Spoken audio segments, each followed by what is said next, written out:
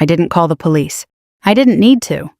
When my phone lit up with 44 missed calls, I already knew something had happened. Not to me. To him. I sat at my kitchen table, the screen still glowing in the dim light, and watched the names stack on top of each other. My brother. My sister. My mother. Then my brother again. Then all of them again. No voicemail at first. Just repetition. Urgent. Uncontrolled.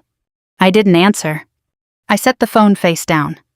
Took a sip of coffee that had already gone cold. And waited. Because 10 years is a long time to wait for something to return. But it always does. 10 years earlier, the number was smaller. Just one message. From my brother. Can you help me out? That was how it started. Not dramatic. Not desperate. Casual. Like asking to borrow a tool. We were sitting at the same table. Different house. Same kind of light. Late afternoon sun cutting through the blinds in thin lines across the counter. He leaned back in his chair. Relaxed. Confident. The way people are when they assume the answer before they ask. It's temporary, he said. A pause. I just need to cover something. I didn't ask what. That was my first mistake. Not the money. The assumption. How much I asked. He hesitated. Just long enough to measure my reaction. 25, he said. A pause. 1,000. The number sat between us. Heavy. But not impossible. At the time I had it. Saved. Carefully. Not for anything specific. Just security. You'll pay me back, I asked. He nodded immediately. Of course. No hesitation.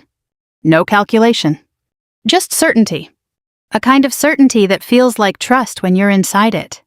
And something else when you're not. How long, I asked. A few months, he said. A pause.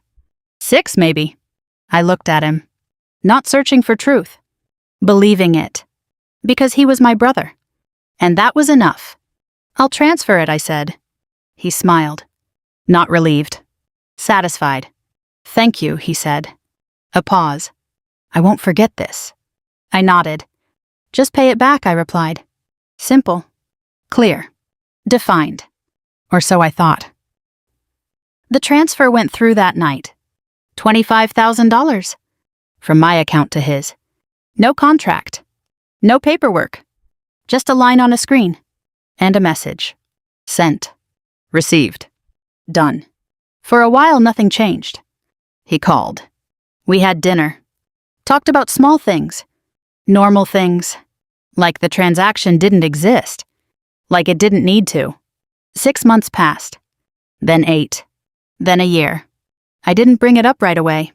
Not because I forgot. Because I gave him time. Because that's what you do when you trust someone. Eventually I asked, not aggressively, not even directly.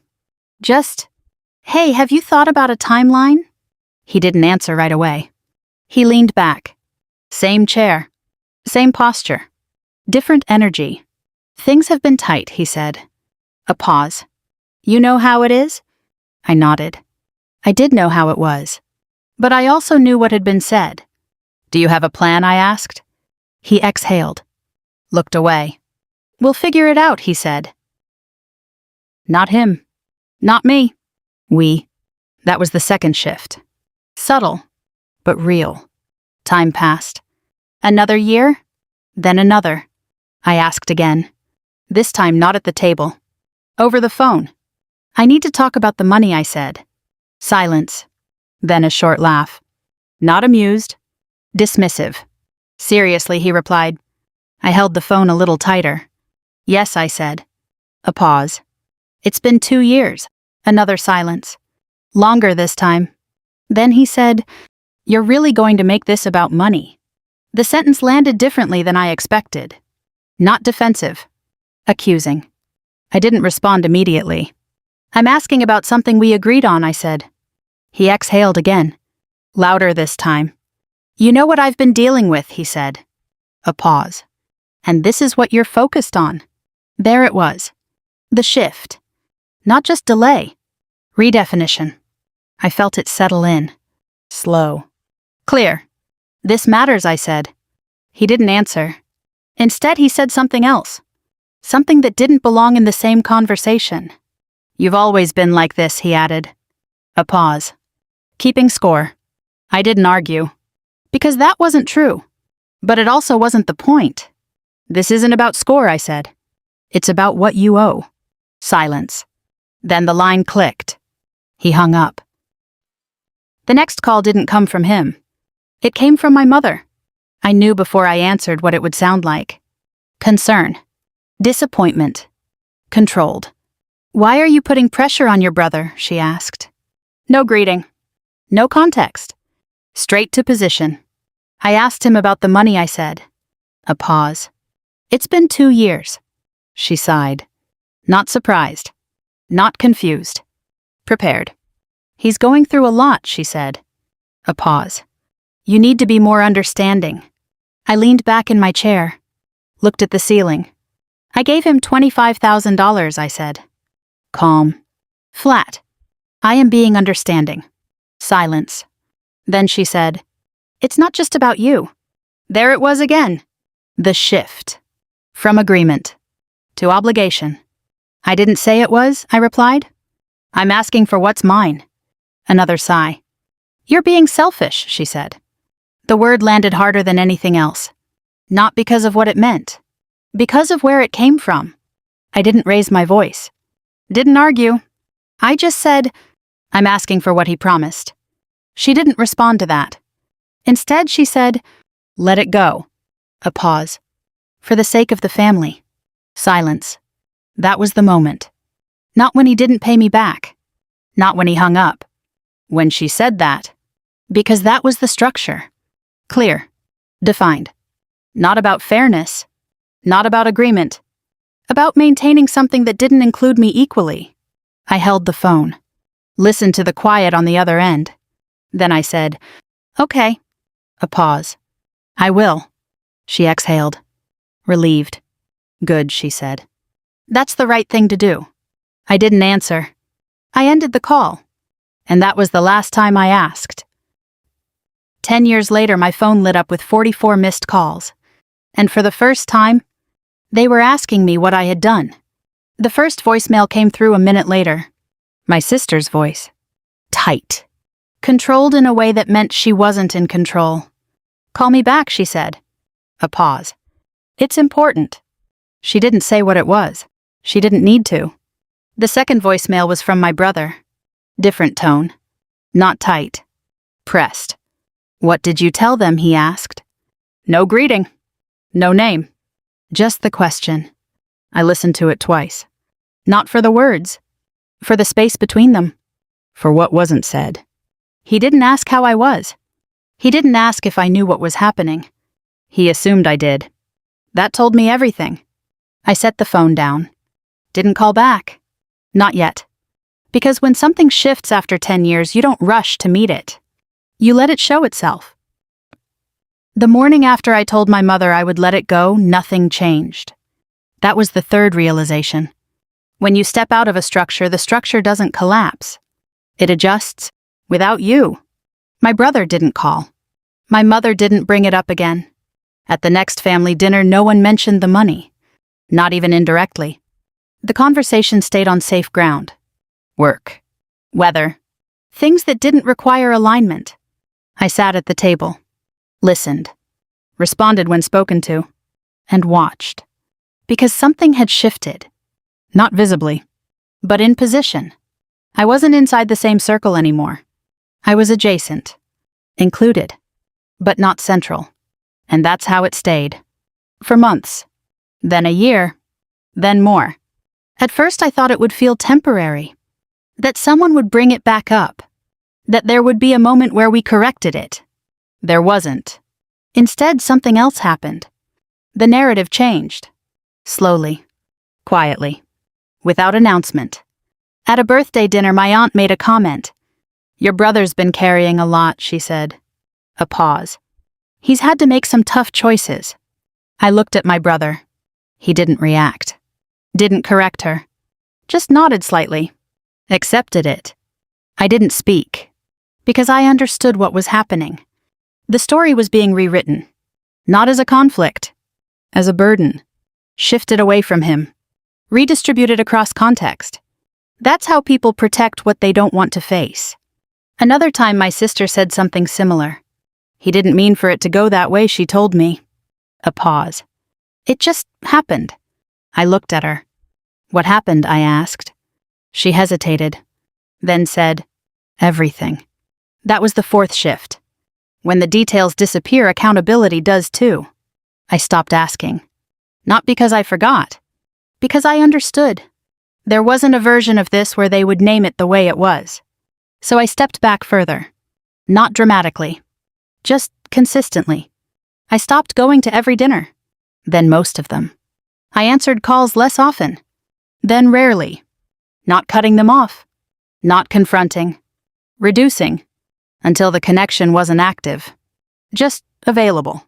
If they reached, they didn't. Not really. Because once I stopped reinforcing the structure, there was nothing left for them to respond to. And eventually, they adjusted to that too. I built something else. Not fast. Not intentionally at first. Just piece by piece. Work. Routine. People who didn't need me to explain myself in order to stay. I paid off my own debts. Kept my expenses steady. Didn't replace the $25,000. Just accounted for its absence. That mattered. Not financially. Structurally. Because I stopped waiting for it to return. And when you stop waiting, something else becomes possible. I didn't talk about my family much. Not because I was hiding anything. Because there wasn't anything to add. The story was simple. And already finished. About 5 years in, I heard something through someone else. A mutual acquaintance. Casual conversation. Your brother's doing well, she said. A pause. Got into some investment stuff. I nodded. Didn't ask questions. Because I knew what I would hear. He's always been good with people, she added. Another pause. Knows how to move things around. I almost smiled. Not because it was amusing. Because it fit. The pattern hadn't stopped. It had scaled. But it wasn't my concern anymore. That was the boundary. Not controlling what he did. Not correcting it. Just not participating. Around year 8, my sister called unexpectedly. I answered. Out of habit more than anything else. Hey, she said. Her voice softer than I remembered. How are you? I'm fine, I replied. A pause. I was just thinking about you. I didn't respond to that. Not because I didn't believe her. Because I didn't know what it meant. We should get together sometime, she added. I considered it. Then said, maybe. We didn't set a date. We didn't follow up. Because the distance wasn't about time. It was about structure. And that hadn't changed. 10 years passed like that. Quiet. Defined. Not repaired. But stable. And then, the calls started. Not gradually. All at once. My phone lit up again. This time with voicemails stacked on top of each other. My mother. My sister. My brother. Then my brother again. I picked one at random. Pressed play. My mother's voice filled the room. Tight. Different from before. Call me, she said. A pause. There's been a misunderstanding. I let it play to the end. Then I picked another. My brother again. More urgent now. You need to call me back, he said. A pause. They're asking about you. I leaned back in my chair. Looked at the ceiling. And for the first time in 10 years, my name was back inside their problem. Not as absence. As relevance. I set the phone down. Didn't answer. Because now, they needed something from me. And that changed everything. I didn't return the calls that morning.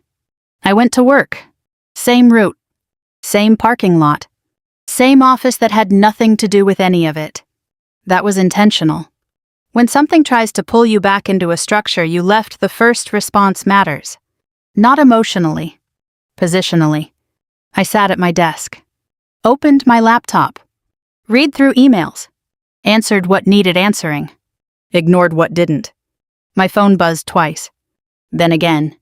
Then stopped. Silence returned. Not resolved. Paused. At lunch I stepped outside. Sat on a bench near the building. Opened my phone. Scrolled through the missed calls again. 44 had become 51. No new voicemails. That told me something. They had moved from asking to waiting. I picked one number. My sister. I called back. It rang once. Twice. Then she answered. "Hey," she said. "Quick." Relieved. "You called." I didn't respond to that. "I listened to your message," I said. A pause. "What's going on?" Silence. Then she said, "It's about him." I nodded slightly, even though she couldn't see it. I figured, I replied. Another pause. "They came by last night," she said. "Who?" "The police." The word sat between us. Not dramatic, just placed. And I asked. "They asked questions," she said. A pause. "About money." I leaned back slightly, closed my eyes for a second, then opened them. "What kind of questions?" I asked. She hesitated, then said, "Loans." Another pause. "Transactions." There it was. Not vague, not emotional, specific. And my name came up. I said, "Not a question." She exhaled. "Yes." Silence. I let it settle. "How?" I asked. She didn't answer immediately. Then she said, "They have records." A pause. "Bank transfers." I nodded. "Of course they did." "That's not new," I said. "No," she replied. "But they asked about it." A longer pause. "And they asked if you ever filed anything." There it was. The assumption. I kept my voice even. "I didn't," I said. She let out a breath. Not relief. Release. "Okay," she said. Another pause. "He thinks you did." I almost smiled. Not because it was funny. Because it fit. "Why?" I asked. Silence. Then she said, "Because you stopped talking to us." I let that sit. Then I said, "That's not the same thing." "I know," she replied. "Quick." Too quick. A pause. "But he's worried." I looked out at the parking lot. Cars moving. People walking. Nothing in my environment had changed. That helped. "What exactly is he worried about?" I asked. She hesitated again, then said, "That this is connected." A pause. "That you told someone." I didn't answer immediately. Then I said, "I didn't." Another silence. This one longer. Then she said something quieter. "They're talking to other people too." That was new. "Who?" I asked. "People he's worked with," she said. A pause. "Friends." Another pause. "Anyone who might have lent him money." I leaned forward slightly, elbows on my knees. And for the first time, the pattern wasn't just visible. It was confirmed. "This isn't just about me," I said. "No," she replied. "It's not." Silence. Then I asked the question that mattered. "How many?" She didn't answer right away. Then she said, "I don't know." A pause. "But more than one." That was enough. Not a number. A structure. I stood up from the bench. Started walking slowly. Not going anywhere specific. Just moving. "Why are they calling me?" I asked. She didn't hesitate this time. "Because you're the earliest," she said. A pause. "The first one they can trace." I nodded. That made sense. "Anything else?" I asked. Another pause. "He used your situation to explain others," she said. I stopped walking. "What do you mean?" I asked. Silence. Then she said, "He told people you were fine with it." The sentence landed clean. No distortion. No confusion. Just clear. I exhaled slowly. "And you believed that I said?" It wasn't directed at her. It was just said. She didn't answer. Because she had. At some point. That was the structure. "Listen," she said. Her voice shifting now. "We just need to know what you're going to say." There it was. The reason for the calls. Not concern. Positioning. I held the phone steady. "I'm going to tell the truth," I said. Silence. Then she asked, "What does that mean?" I looked at the ground. Then ahead. Then said, "It means I'll answer what they ask." A pause. No more, no less. She didn't speak for a moment. Then she said, "He's in trouble." I nodded. "I know." Another pause. "They could charge him." I didn't respond. Because that wasn't my part. Not anymore. "You don't sound upset," she said. I considered that. Then said, "I'm not surprised." Silence. Then she asked something softer. "Are you angry?" I thought about it. Not quickly. Then I said, "Number." A pause. I was. Another pause. "I'm not anymore." She let that sit. Then said, "I don't know what to do." I looked ahead. At nothing in particular. Then said, "You don't have to do anything." A pause. "Just don't lie." Silence. Then she said, "Okay." Not convinced, but understanding.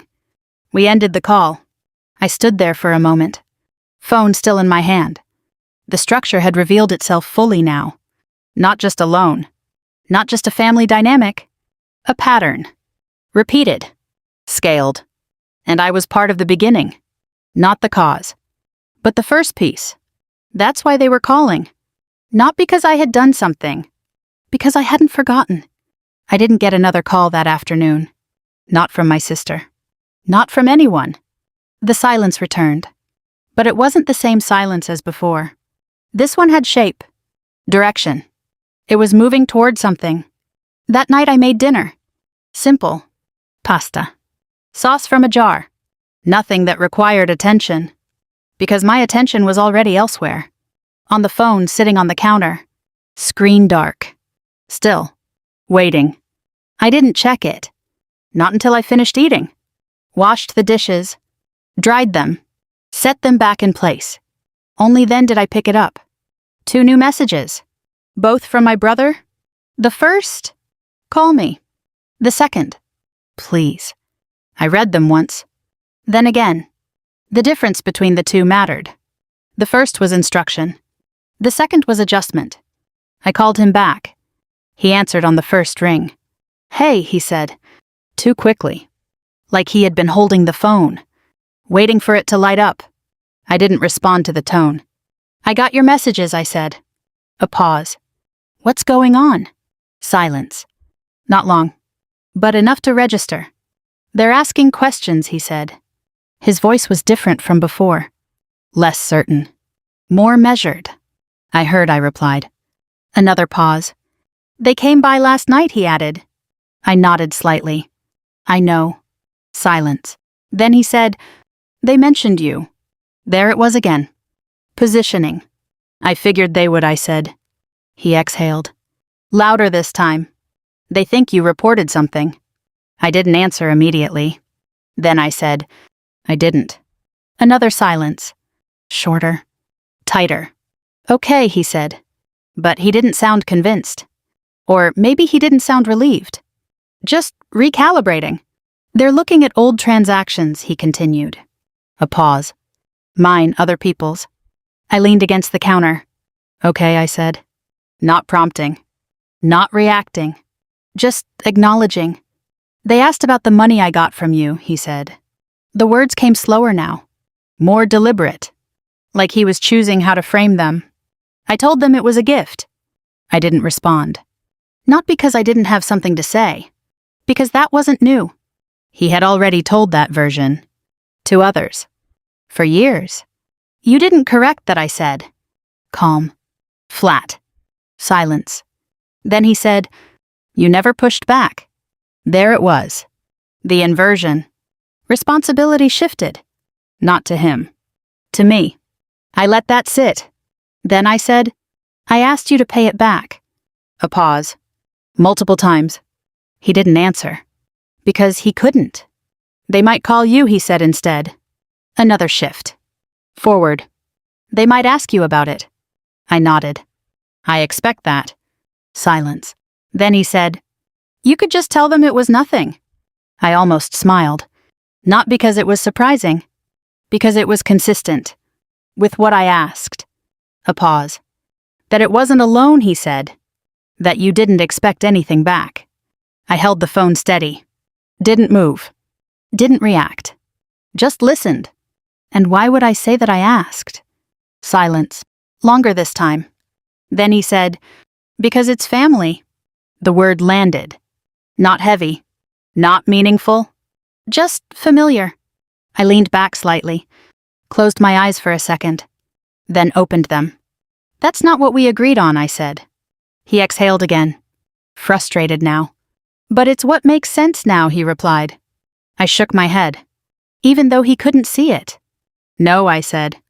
"It makes things easier for you." Silence. Then his voice shifted, sharpened slightly. "You're really going to do this?" he asked. I didn't answer immediately. Then I said, "I'm going to tell the truth." The line held. Clear. Defined. No room around it. He didn't speak. Then he said, "You're going to ruin me." Not loud. Not dramatic. Just stated. I considered that. Then said, "Number?" A pause. "I'm not doing anything." Another pause. "I didn't start this." Silence. Then he said something quieter.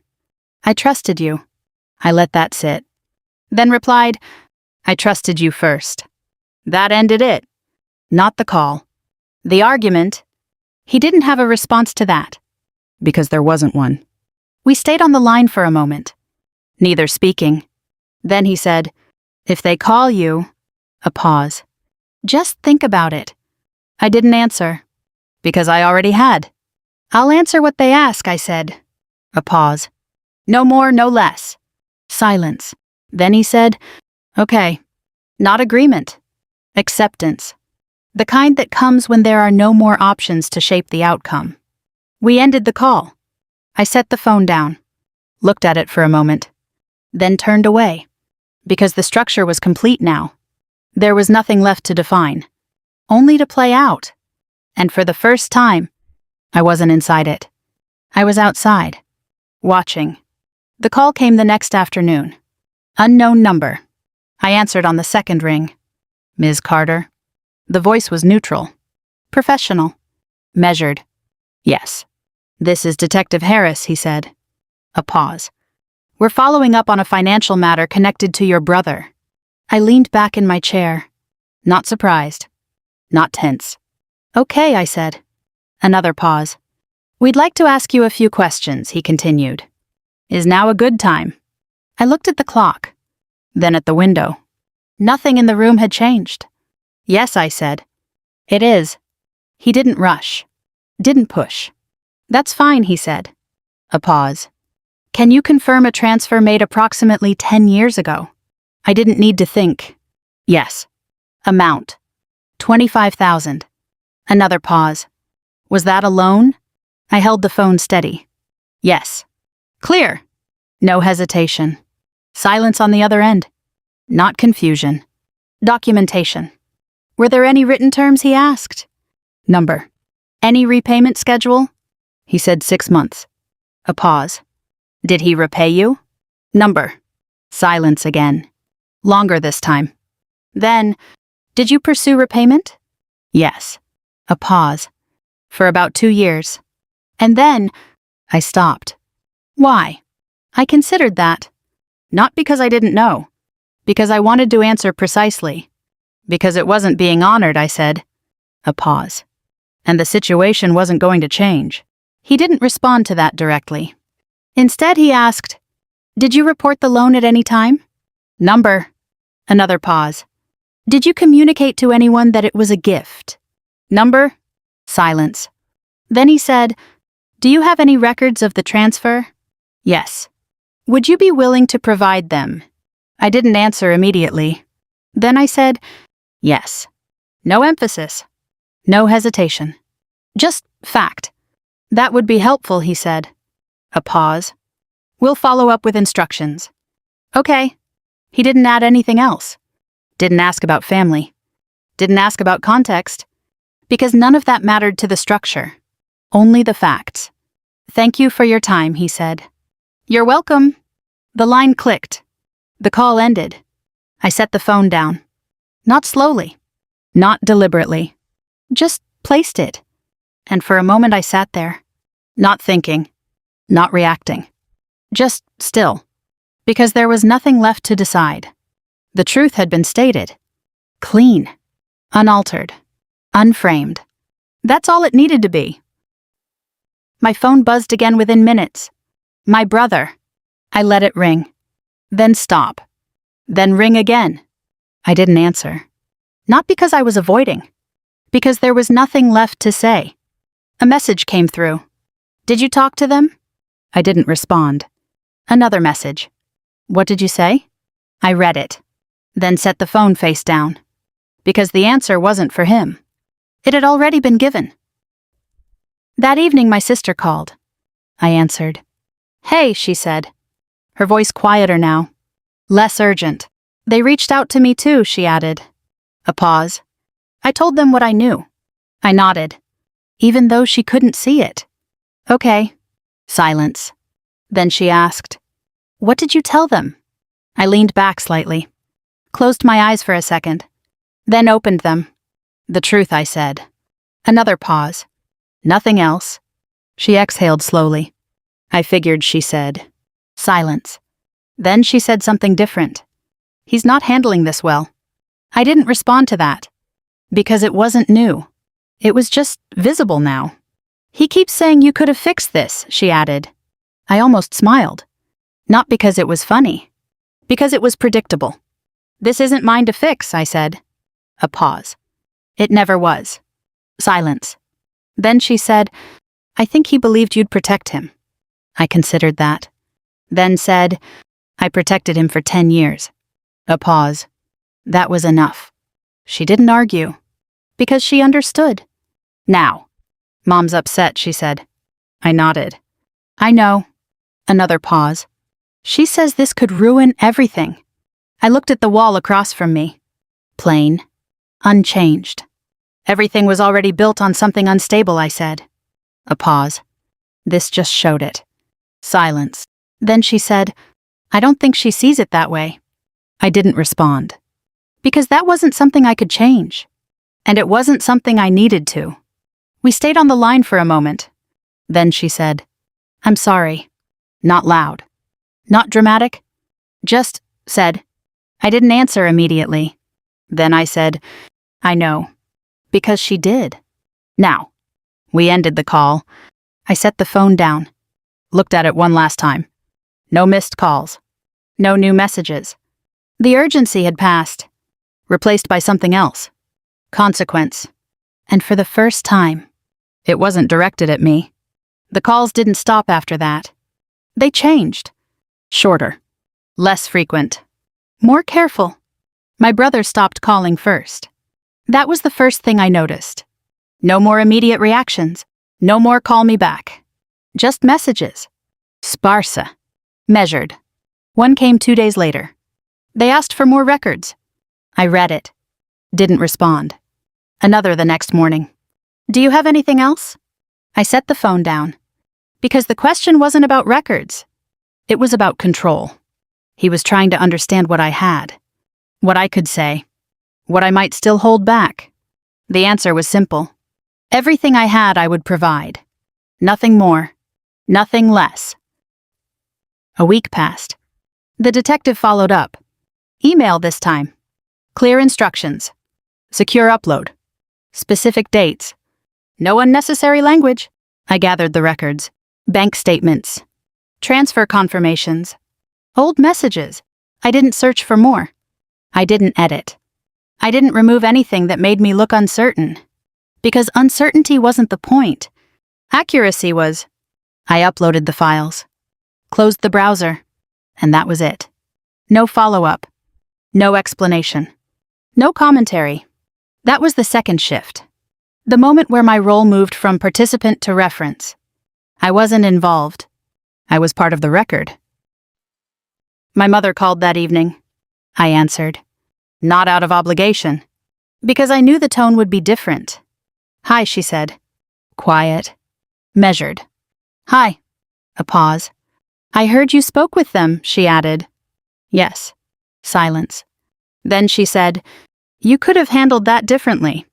I leaned back slightly, closed my eyes for a moment, then opened them. How, I asked. She hesitated, then said, You didn't have to be so direct. I let that sit, then replied, "They asked clear questions." A pause. I gave clear answers. Silence. Then she said, "You could have softened it."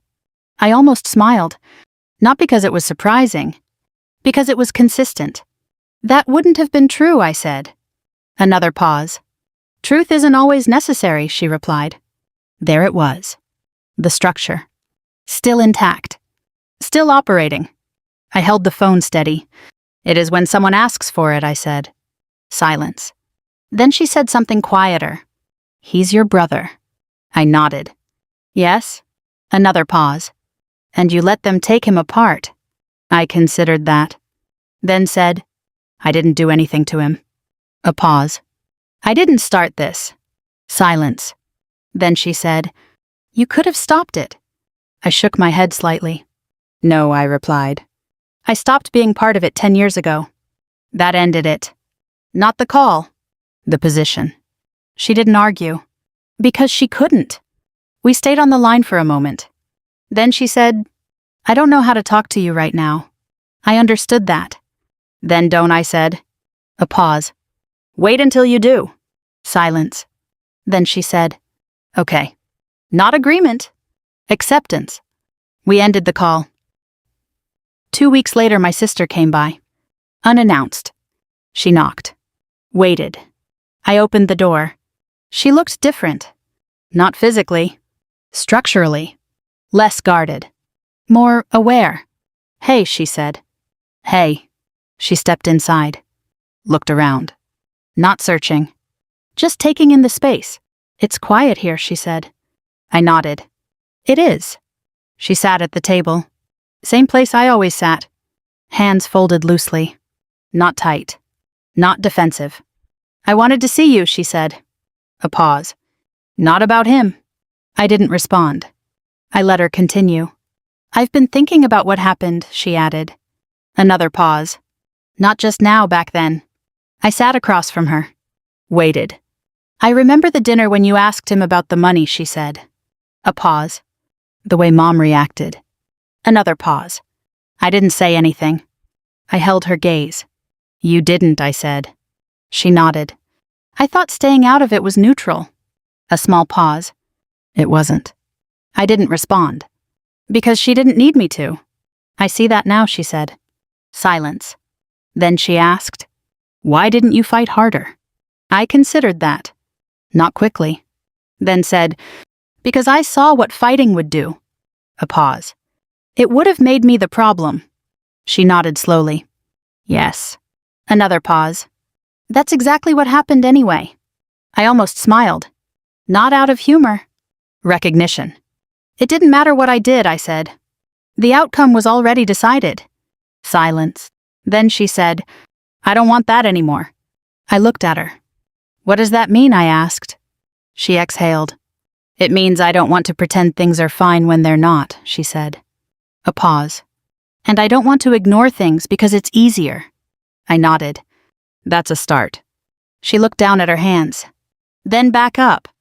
"I don't know what happens next," she said. I leaned back slightly. "You don't have to," I replied. A pause. "You just have to be honest about what already happened." Silence. Then she said, "Okay." Not certain, but committed. We sat there for a while. No pressure. No expectation. Just presence. And for the first time, something in the structure felt different. Not fixed. But no longer hidden. By the time the next letter arrived, the calls had stopped. Not gradually. All at once. Like a switch had been flipped somewhere outside of any of us. The envelope was plain. No return address, I recognized. Inside a single page. Formal. Brief. It confirmed what had already been unfolding. An investigation had led to charges. Not just one instance. Multiple. Different amounts. Different people. Same pattern. The language was careful. Measured. It didn't say guilt. It said proceedings. That was enough. I read it once. Then again. Not searching for details. Just understanding the structure. This wasn't about a single decision anymore. It never had been. It was about repetition. And what happens when repetition becomes visible? I folded the letter, set it on the table, next to my phone, which hadn't lit up in 2 days. I went for a walk that afternoon. Same route I had taken for years, past the park, along the street with the uneven sidewalks. Nothing had changed outside. That was the pattern. Internal shifts rarely show up in the environment. They show up in how you move through it. I passed a bench where I used to sit during lunch breaks, sat down for a moment, looked at the people walking by. No one knew anything about what had happened. And that was the point. Most things that shape us never leave the small circles they begin in. They don't need to. They do their work quietly, completely. My sister called that evening. I answered. "Hey," she said, her voice steady, not rushed. "Hey." A pause. "They filed charges," she said. "I know." Silence. Then she asked, "How are you?" I considered that. Not quickly. Then said, "I'm fine." A pause. "I've been fine." She nodded. I could hear it in the small shift of air on the line. "I think I understand that now," she said. Another pause. "He kept saying you could have stopped it," she added. I didn't respond, because that sentence had already been answered. I told him you didn't do anything she said. A pause. That this was already happening. I leaned back in my chair, closed my eyes briefly, then opened them. "Thank you," I said. She exhaled softly. "I wish I had said things sooner," she added.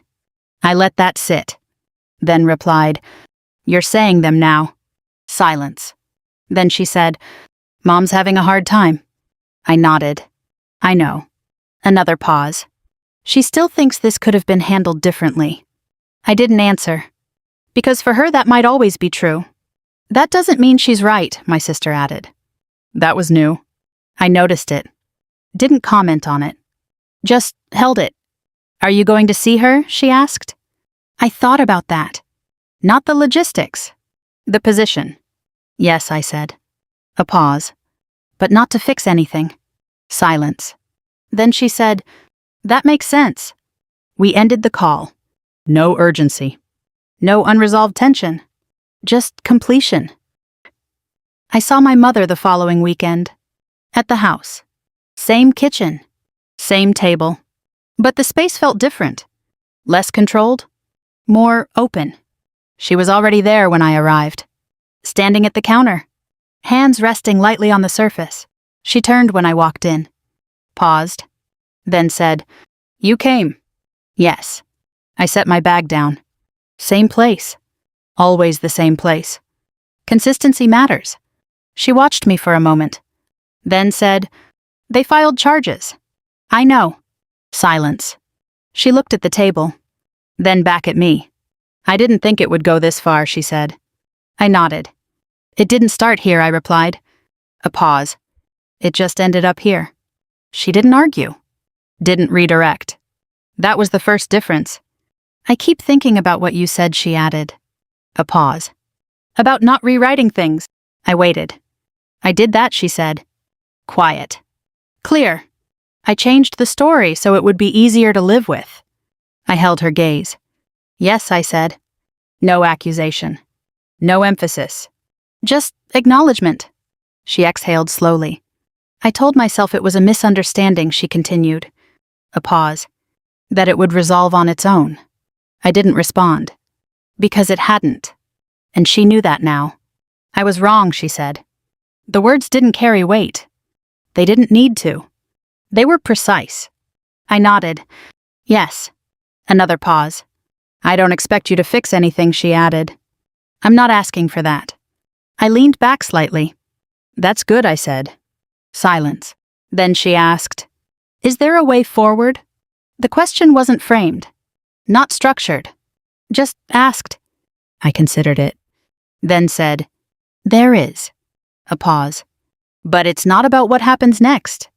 Another pause. "It's about what we stop pretending didn't happen." She nodded. Slow. Deliberate. "I can do that," she said. I believed her. Not because of the words. Because of the shift behind them. We stood there for a moment. Not speaking. not needing to. The structure had changed. Not repaired. Not erased. Just visible. And once something is visible, you don't have to fight it. You don't have to prove it. You don't even have to talk about it constantly. You just stop moving around it. If you've ever been told that asking for what's yours makes you selfish, that holding a boundary means you don't care about family, that letting something go is the same as forgiving it, it isn't. Letting go isn't forgetting. It's choosing not to stay inside something that was never built for you. And when it comes back, because it always does, you don't need to raise your voice. You don't need to explain. You just stand where you are and answer clearly, because clarity doesn't create damage. It reveals it.